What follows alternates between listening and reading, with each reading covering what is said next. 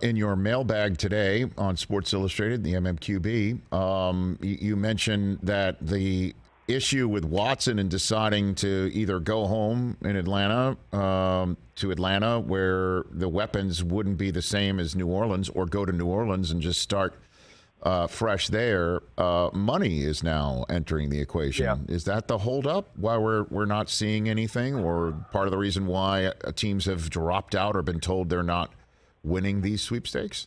I think it's a factor. I've heard new money, I've heard guaranteed money has been part of the equation there.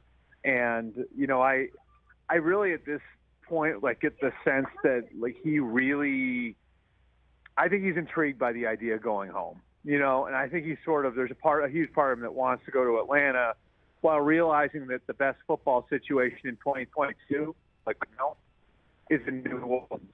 And so, I think everything factors in.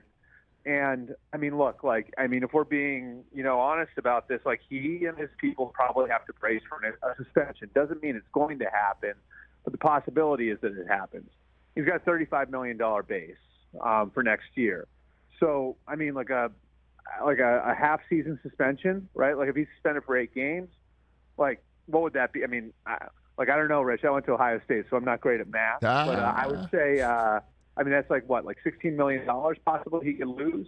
So he might ask the team to move money around and then guarantee money down the line to protect himself against being suspended this year. And so I think all of that is part of the equation, And I think, part of it for him is probably wanting to know, the team's all in on him and is going to stick by him in the case of a suspension and that sort of thing.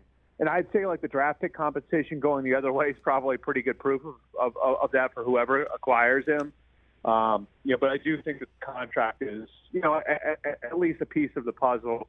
And if this thing is really close between Atlanta and New Orleans, and I think it is, and that's why it's taken so long, then the contract could wind up being some sort of tiebreaker. Well, if the contract and the money and the compensation is tied to how the rest of Watson's civil suits play out, how come we're not talking more about the civil suit situation? It's almost as if, the no bill comes in criminally, all good. Now let's all rush to go get Deshaun Watson, and there's no question about how this is all going to play out, or no, I think there is a question. I think there is a question. And, look, this is part of the reason. I can tell you, on Wednesday night, but Gail Benson, the Saints owner, she flew to Atlanta to meet with them, to sit down and meet with them. And I think that that's sort of symbolic of what this is for every team that was involved, which is it takes ownership sign-off. Ownership, I guess, technically has to sign off on any big move.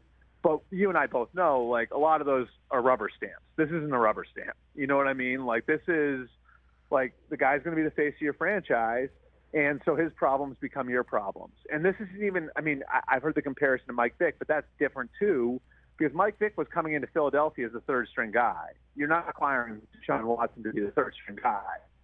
Acquiring Deshaun Watson to be the most, notable person in your franchise from the minute that he walks in the door. And so, I would say it's very much a piece of the equation. And I think I've said this to you a few times, but several teams have had their security people on this for over a year, and those are all excellent law enforcement people who are able to get information. And then a couple of these teams have had private investigators on the ground in Houston.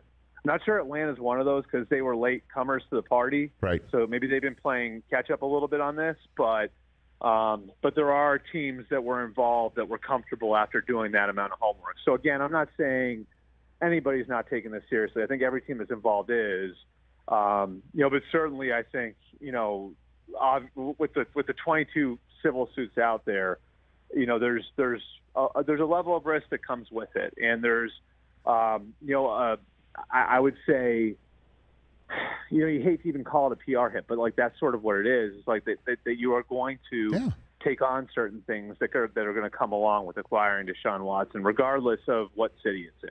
Hey, you watched all the way to the end. Thanks for that. Watch more right here.